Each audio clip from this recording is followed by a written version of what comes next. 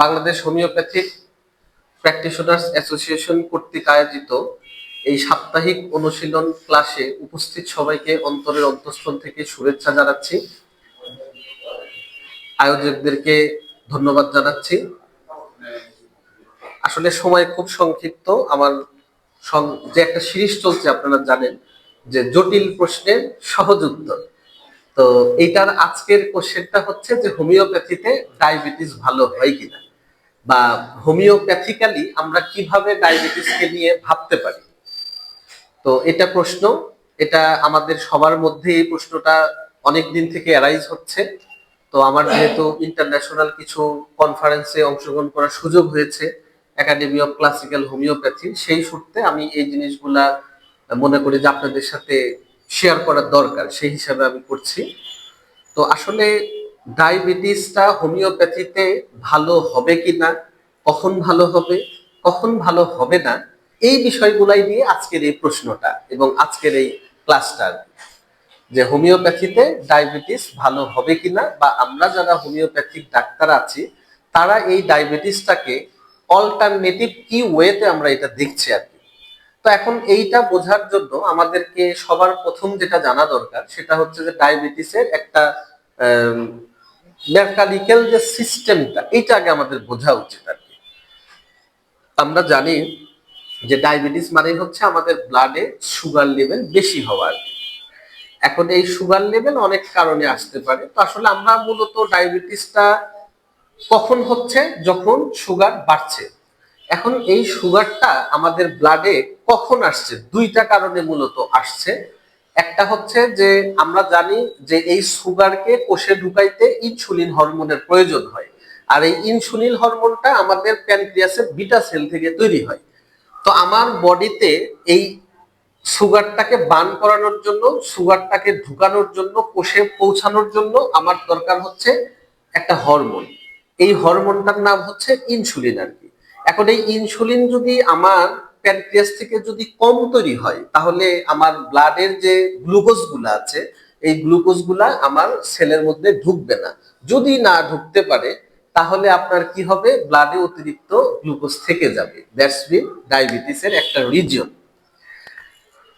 বিষয়টাকে যদি আমরা এইভাবে বলি যে এই সুগার গুলা হচ্ছে নতুন জামাইয়ের মতো।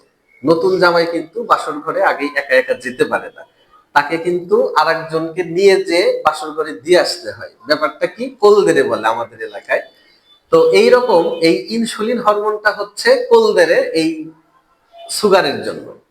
তাহলে আমাকে যখন আমার ইনসুলিন হরমোন তৈরি কম হবে, তখন আমার কি হবে, অতিরিক্ত গ্লুকোজ আমার ব্লাডে থেকে যাবে। এটা হচ্ছে ওয়ান রিজিয়ন। এই রিজিয়নটা এক সময়ের জন্য, দীর্ঘ সময় ব্যাপী এই রিজিয়নটাই সায়েন্টিফিক ভাবে প্রচলিত ছিল। কিন্তু বর্তমানে আরেকটা রিজিয়নকে বেশি গুরুত্ব দেওয়া হচ্ছে, সেটা হচ্ছে এই ইনসুলিন রেজিস্ট্যান্স আর কি। বা এখন আমরা জানি যে ডায়াবেটিস সাধারণত দুই রকম, টাইপ 1, টাইপ 2। তো টাইপ 2 এর ক্ষেত্রে এখন বলা হচ্ছে যে ইনসুলিন রেজিস্ট্যান্স যেটা। এখন ইনসুলিন রেজিস্ট্যান্সটা কি? ইনসুলিন রেজিস্ট্যান্স হচ্ছে আমার হরমোনও ঠিক আছে, আমার সুগারও ঠিক আছে। এখন আমার এই হরমোনটা, অর্থাৎ এই ইনসুলিন হরমোন আমার এই সুগারকে যে আমার কোষের মধ্যে, সেলের মধ্যে যে ঢুকিয়ে দেবে, এই ঢুকানোর জন্য ওই কোষের মেমব্রেনকে ঢুকাইতে গেলে আপনার গ্লুট 4 একটা দরজা থাকে। এখন এই গ্লুট 4 যদি ওপেন না হয়, তাহলে আসলে ওই ইনসুলিনটা কাজ করতে পারে না। তো অর্থাৎ ইনসুলিন যদি কোনো কারণে যদি তার কাজে ব্যাহত হয়, এইটাকে বলা হয় রেজিস্ট্যান্স, বাধা।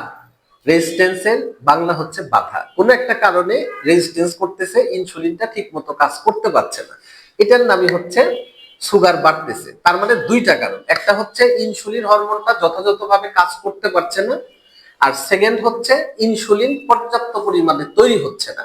এটা হচ্ছে টাইপ 2 এর ক্ষেত্রে। আর টাইপ 1 এর ক্ষেত্রে হচ্ছে অটো ইমিউন কন্ডিশন বলা হয়, বা এটাকে আমরা জুভেনাইল ডায়াবেটিসও বলছি। অটো ইমিউন কন্ডিশন মানে কি? অটো ইমিউন কন্ডিশন মানে হচ্ছে আমাদের যে ইমিউন সিস্টেমটা আছে, এই ইমিউন সিস্টেম আমাদের পুরো বডিকে ডিফেন্স করে। এখন কোনো কারণে এই ইমিউন সিস্টেম ডিফেন্সের পরিবর্তনে আমাদের বডির কোনো একটা কোষকে যদি সে শত্রু ভেবে যদি ধ্বংস করে ফেলে, অ্যাটাক করে, এটাকে বলা হয় অটো ইমিউন ডিজিজ। তো কোনো কারণে, কোনো একটা ফ্যাক্টরের কারণে বা আমাদের বডির যে ইন্টারনাল যে একটা ব্যালেন্স, এটাকে বলা হয় হোমিওস্ট্যাসিস। এই হোমিওস্ট্যাসিস কোনো কারণে ক্ষতিগ্রস্ত হইলে আপনার এই ইমিউন সিস্টেম আপনার রক্ষক ভক্ষক হয়ে যাবে, অর্থাৎ সে রক্ষাকর্তা থেকে এবার আপনাকে মারণ দিকে নিয়ে যাবে। এখন সে অ্যাটাক করে ফেললো আপনার অর্গানকে। কোন অর্গানকে? প্যানক্রিয়াসকে। প্যানক্রিয়াসকে অর্গান করলে বিটা সেলকে ডিস্ট্রয় করলো। এখন বিটা সেল যদি ডিস্ট্রয় হয় তাহলে কি আপনার ইনসুলিন আসবে? আসবে না। তো এটার আসলে কোনো বুদ্ধি নাই। এটার আসলে আপনার টাইপ 1 ডায়াবেটিস হচ্ছে অটোইমিউন কন্ডিশন। এটার আপনাকে বাইরে থেকে ইনসুলিন নিতেই হবে, কারণ আপনার ইনসুলিনই প্রোডাকশন যেটা দিয়ে করবে সেটাই আপনার নাই। তো মূলত এই ব্যাপারগুলাই হচ্ছে মূলত ডায়াবেটিসের জন্য দায়ী। এক হচ্ছে আপনার টাইপ 1 এর ক্ষেত্রে আপনার ইনসুলিন না আসা, তৈরি না হওয়া। কেন? আপনার বিটা সেল বা প্যানক্রিয়াসটা ধ্বংস করে ফেলতেছে আপনার ইমিউন সিস্টেম। এটা একটা ডিফেক্টিভ মেকানিজম। আর একটা হচ্ছে ইনসুলিন রেজিস্ট্যান্স হওয়া, আর একটা হচ্ছে আমার হরমোনটা প্রয়োজনের তুলনায় কম প্রোডাকশন হওয়া। এই মূলত তিনটা কারণ। এখন এটা হলো মডার্ন সায়েন্সের দৃষ্টিভঙ্গি। এখন আসেন হোমিওপ্যাথির দৃষ্টিভঙ্গিতে যদি আমরা চিন্তা করি। এখন মডার্ন সায়েন্সে আরেকটু কথা আছে। মডার্ন সায়েন্সে বলতেছে যে টাইপ 1 নিয়ে তো আসলে কারো কোনো দ্বিমত নাই, যে টাইপ 1 এটা আপনাকে লাইফ লং আপনাকে ইনসুলিন দিতে হবে, এটার কোনো ব্যাপার নাই। বা এটা আমাদের যদি কাছেও আসে, এটা আমাদের ট্রেনের বাইরে রোগী, এটাকে আমরা, এটা medical emergency patient. Medical emergency patient, আমরা এটা ওষুধ দিয়ে কোনো কাজ নাই, এটাকে আমাদেরকে পাঠাইতে হবে হচ্ছে বারডেমে আর কি। আমরা এটা বারডেমে পাঠিয়ে দেবো। এখন আসেন আমরা টাইপ 2।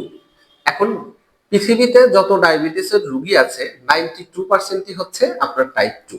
অর্থাৎ হয় ইনসুলিন কম তৈরি হচ্ছে অথবা ইনসুলিন রেজিস্ট্যান্স হচ্ছে, এই দুইটা কারণ। এখন এইটা নিয়ে আমরা আলোচনা করব যে এটাকে মেডিকেল সায়েন্সের বর্তমান ভাষায় বলা হচ্ছে যেটা it's a lifestyle disease. Lifestyle disease বলতে কি বোঝায়? অর্থাৎ আমরা ঠিকভাবে খাচ্ছি না, ঠিকভাবে ঘুমোচ্ছি না, ঠিক খাবারটা খাচ্ছি না, ঠিকভাবে পরিশ্রম করছি না। এই সমস্ত কারণে আসলে আমাদের এইটা টাইপ 2 ডায়াবেটিসটা আসতেছে আর কি। এখন এটা বলতেছে মডার্ন সায়েন্স। এখন হোমিওপ্যাথির দৃষ্টিভঙ্গি কি বলছে? হোমিওপ্যাথির দৃষ্টিভঙ্গি আজ থেকে 250 বছর আগেই আমাদের যে হোমিওপ্যাথির আবিষ্কর্তা হ্যানিম্যান স্যার, উনি তার অর্গানন অফ মেডিসিনে রোগের মূল কারণকে বা রোগ হওয়ার দুইটা কারণকে উনি চিহ্নিত করেছেন। একটা হচ্ছে এক্সাইটিং ফ্যাক্টর, মানে হচ্ছে উত্তেজক কারণ, আর একটা হচ্ছে মেইনটেনিং কজ বা পরিপোষক কারণ। এখন এই এক্সাইটিং ফ্যাক্টরটা কি বা উত্তেজক কারণটা কি? যেমন ধরেন আপনার পাতলা পায়খানা হলো। এখন পাতলা পায়খানাটা কেন হলো? পাতলা পায়খানা হয়েছে, আপনি বিয়ে বাড়িতে গেছেন, প্রচুর পরিমাণে খেয়েছেন। এটার উত্তেজক কারণ হচ্ছে অতিরিক্ত খাওয়া। এখন আপনি তো নরমালি একটা খাবার খেয়ে অভ্যস্ত, ওভারলোড যখন আপনি খাবেন তখন এটা কি হবে? আপনার ডাইজেস্ট করতে পারবে না। এখন এটা ডাইজেস্ট যখন না হবে তখনই আপনার ডায়রিয়া, ডিসেন্ট্রি বা ইনডাইজেশন হচ্ছে। এটার কারণ কি? উত্তেজক কারণ, মানে এক্সাইটিং ফ্যাক্টর। আর একটা আছে হচ্ছে আপনার ঘুম হচ্ছে না। এখন ঘুম হচ্ছে না, আচ্ছা যেহেতু আমি হজম শক্তি দিয়ে উদাহরণ দিচ্ছি, হজম শক্তি দিয়ে আরেকটা দিই। যেমন ধরেন আপনি প্রতিদিন অ্যালকোহল খাচ্ছেন বা প্রতিদিন আপনি পচা তেলে ভাজা পোড়া খাচ্ছেন। এখন পচা তেলে যখন প্রতিদিন আপনি ভাজি পোড়া খেতে থাকবেন তখন আপনার ডাইজেস্টিভ সিস্টেম নষ্ট হইতে থাকবে। অর্থাৎ ভালো না হওয়ার পিছনে কারণ হচ্ছে মেইনটেনিং কজ। আপনি একটা রোগকে পরিপোষণ করতেছেন। কি পরিপোষণ করতেছেন? ওই যে পচা তেলের খাবার খাচ্ছেন। তো পচা তেলের খাবার আপনি যতদিন খাবেন আপনার গ্যাস্ট্রিক কি ভালো হবে? কোশ্চিন কালেও সম্ভব। এটাই হচ্ছে পরিপোষক, এই মেইনটেনিং কজ বা পরিপোষক কারণ। তাহলে আমরা বুঝলাম যে ডায়াবেটিস হওয়ার জন্য আজকে সায়েন্স যেটা বলছে যে লাইফস্টাইল ডিজিজ, আসলে লাইফস্টাইল মানেই হচ্ছে এক্সাইটিং ফ্যাক্টর আর মেইনটেনিং ফ্যাক্টর, যেটা হ্যানিম্যান স্যার অনেক আগেই বলছে। তো এই ডায়াবেটিসের জন্য আপনার এই উত্তেজক কারণ এবং মেইনটেনিং কজ, এই দুইটাকে আপনাকে মাথায় রাখতে হবে।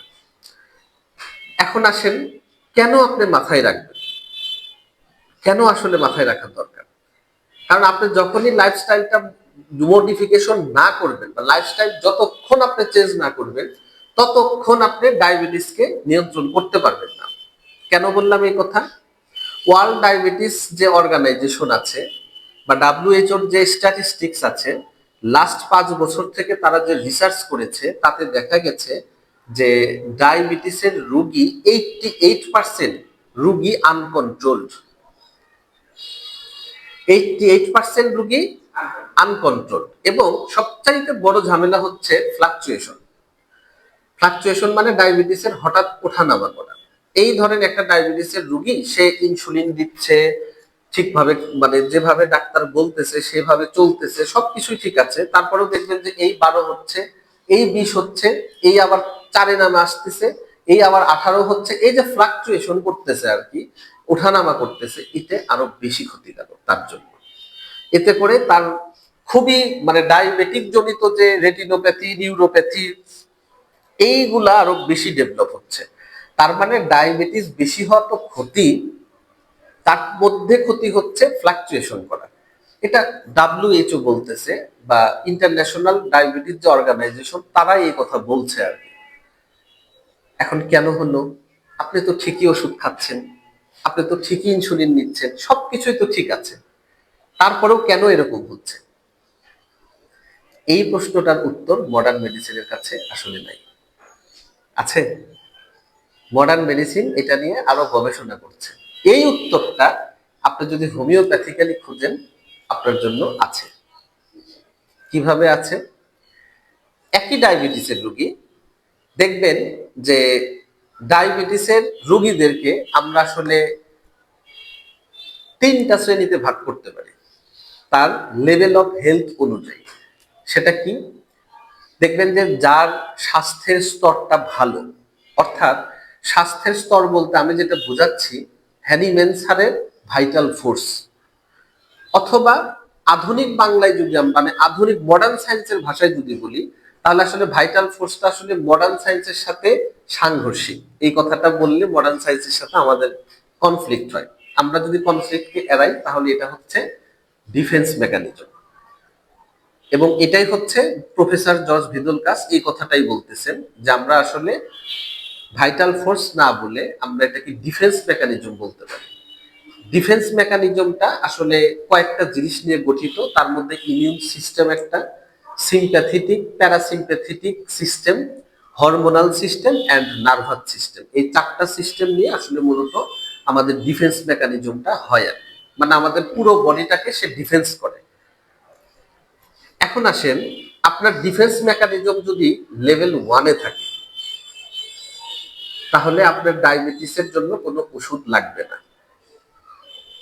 আপনি একটু হাঁটা চলাফেরা করলে বা যদি একটু খাদ্যটাকে, কারণ আপনাকে তো বললামই যে এক্সাইটিং ফ্যাক্টর এবং মেইনটেনিং ফ্যাক্টর, এই দুটোকে কিন্তু আপনাকে ঠিক করতেই হবে।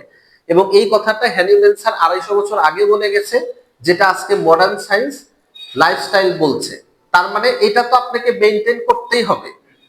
কিন্তু এই লাইফস্টাইল মেইনটেইন করার পরেও কিন্তু অনেক রোগী কিন্তু ডায়াবেটিসকে কন্ট্রোল করতে পারছে না। প্রশ্নটার উত্তর হচ্ছে এখানে আমরা হোমিওপ্যাথির অ্যাডভান্টেজটা কোথায়? কেন আপনি হোমিওপ্যাথি ডায়াবেটিসে খাবেন, আর ডায়াবেটিস কেন হোমিওপ্যাথিতে ভালো হবে আর কখন ভালো হবে না? এইবার আসেন, আমার এতগুলা কোশ্চেনকে অ্যান্সার করতে গেলে এই যে কথাগুলো বললাম, এই জিনিসগুলো বোঝার দরকার। এই জিনিসগুলো যদি আপনি এতক্ষণে বুঝে থাকেন, এবার আপনি একটার পর একটা সব ধাঁধার রহস্য উন্মোচন হবে ইনশাআল্লাহ। এখন আমরা বলেছি ভাইটাল ফোর্স বা ডিফেন্স মেকানিজম বা আমার প্রতিরক্ষা ব্যবস্থা। এখন আপনার প্রতিরক্ষা ব্যবস্থা যার খুবই ভালো, অর্থাৎ লেভেল 1-এ আছে, প্রথম শ্রেণীর প্রতিরক্ষা ব্যবস্থা, প্রথম শ্রেণীর ভাইটাল ফোর্স, প্রথম শ্রেণীর জীবনী শক্তি বা প্রথম শ্রেণীর ডিফেন্স মেকানিজম যার আছে, তার ডায়াবেটিসের জন্য ওষুধ খেতে হবে না। অনেক রোগী দেখবেন বলে যে আসলে স্যার আমার তো ডায়াবেটিসের ওষুধ লাগে না, আমি যদি একটু খাওয়া কন্ট্রোল করি, আমি যদি একটু সুগারে না খাই, আমি যদি একটু সকালবেলা ফজরের পরে যদি একটু 1 ঘন্টা হাঁটি, আমার একদম ডায়াবেটিস কন্ট্রোল। আছে না? এরা হচ্ছে ডিফেন্স নাম্বার 1-এ আছে, অর্থাৎ এরা সবচেয়ে ভালো স্বাস্থ্যের স্তরে আছে।